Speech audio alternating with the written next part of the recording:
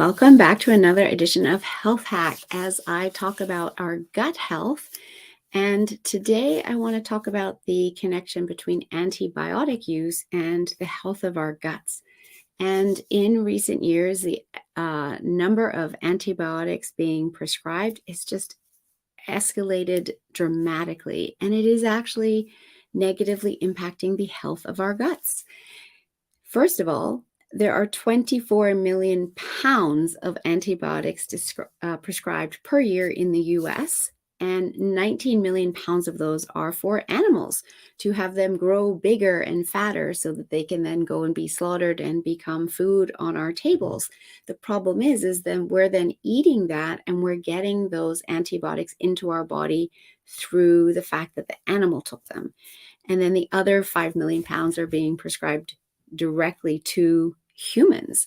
And that also impacts the health of our gut because one dose, not even one round of antibiotics, but one dose can wipe out the healthy balance of microbes in our gut. And we can start to build resistance to antibiotics. And then when we truly need them, they should be used in life-threatening situations. That's what they were developed for, not just for every willy-nilly sickness that you might have, and then you get prescribed an antibiotic.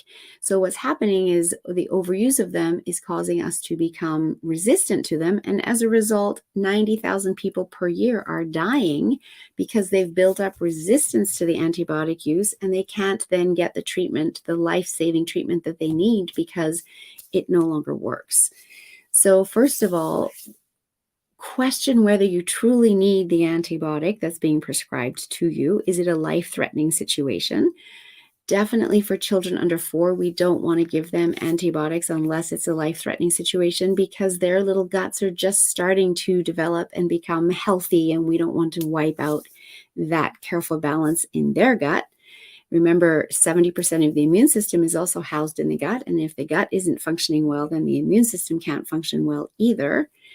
If you do have to take antibiotics, you will want to be also taking probiotics. It's not a solution, it's a step in the right direction. And if you are taking probiotics because you're on an antibiotic, you don't want to take them at the same time because then they cancel each other out. So you need to have 2 to 3 hours between your antibiotic dose and then the probiotic, putting in the good bacteria back into your gut to try and keep that healthy balance that the antibiotic is wiping out.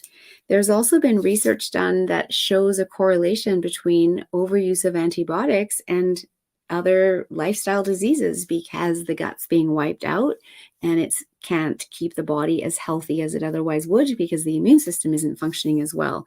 So there's an correlation and research that's been done in the US that shows a direct connect by state, showing an increase in prescriptions, shows that state has a higher rate of cancer deaths. It's also showing that there are studies between an increased risk of use of antibiotics and then increase in type 1 diabetes as well as in kidney issues. So really stop and think about, do I need this antibiotic? Ask the doctor, is there another way that I can heal a natural way? There's so many different herbs and oils and different plant-based medicines that could potentially be used that don't wipe out the health of your gut. And you might want to investigate that before you just accept the antibiotic that can cause other health issues down the line.